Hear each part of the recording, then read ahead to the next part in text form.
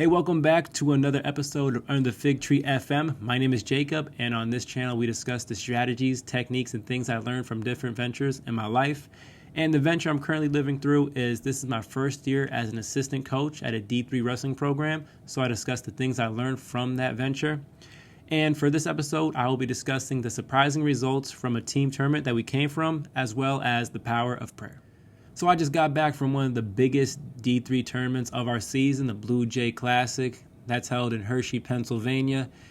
And apparently this is the first time we were able to place top 5 out of 10 teams in about 20 years. So that's amazing. So we had 5 guys place top 6 on the podium, and we outperformed 2 teams that are known for excellence that we would probably otherwise lose to in a dual meet. But we were able to score more points than them because we had more bonus points like pins and techs. So amazing week. And the thing I'm mostly proud of is the energy and fight that we brought that day. So you could tell a lot from how that day is going to go based on just the break. When you guys break, we bring it in. We say some words of encouragement, look them in the eye, see how they're looking. And then you guys break. You say your school team or whatever chant you guys do.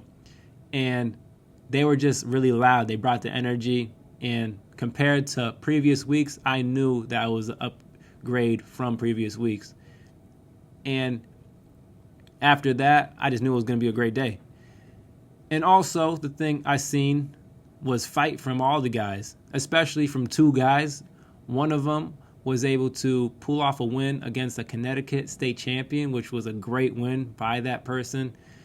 He was just getting his butt kicked the whole match, and then he was able to just keep pressing forward, getting some takedowns, and he ended up actually breaking him somehow. So he was able to pull off the win there. And the next person was also getting their butt kicked in every position, mostly on top, and they were able to get a cradle. And the only reason they were able to get a cradle because they were fighting and moving around. They didn't give up or fold. And most people in that situation probably would have folded. And they were able to lock that cradle up. They weren't able to get the pin, but they kept him there for a while. And then he ended up just losing by, a couple points. But he fought that whole match, and I'm very proud of both of those guys. And the rest of the team as well. The energy was great.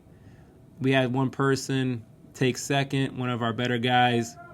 He got hurt. His ankle was hurt. And then he just had an injury forfeit for that finals match, and I think he would have been able to win that one. But, great week from the guys, and we're just going to keep working and see what happens next time. Now I want to talk about the power of prayer. And I could go with the narrative that our successful week came from discipline and hard work and things like that. And obviously those things have a place in the world of wrestling, especially because faith without works is dead. However, I believe the prayer I said the night before had something to do with our success. And I said an intentional prayer, and it was based on what I learned from one of my favorite public speakers, Myron Golden. And he was talking about how earth is an expression of heaven or the spiritual realm. So what is established in the spiritual realm is what is seen in the physical realm. And I said a prayer basically asking God to establish in heaven or in the spiritual realm that our guys would just fight in every situation, that he would protect them, and that the energy would just be up that day. And based on what I prayed, I believe that that's exactly what I seen in that tournament. And I think prayer is just so important. And I remember when I was young, I didn't believe that. I believed that, if God's all-knowing, things are just going to happen. And I just didn't think prayer did too much. I believe that God already knew what was going to happen, and it's just whatever's going to happen is going to happen. But I didn't realize that if you pray, you could change a whole lot of things as long as it's in the will of the Lord or of accordance with his will in being. And there's just so many things that are in God's will that we don't realize that we could change just by praying and asking. I know one of the verses says, "You have not because you ask not," right?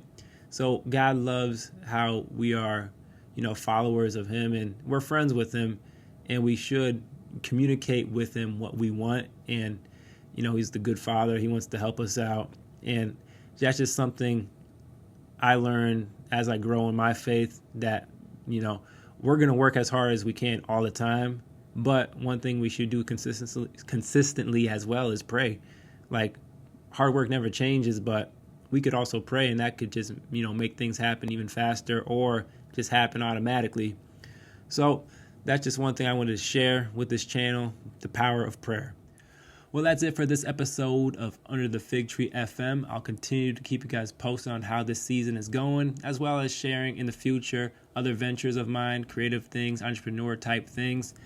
If you're interested in that type of content, you can like, subscribe, and if you made it by the grace of God, do your job. Thank you. Bye-bye.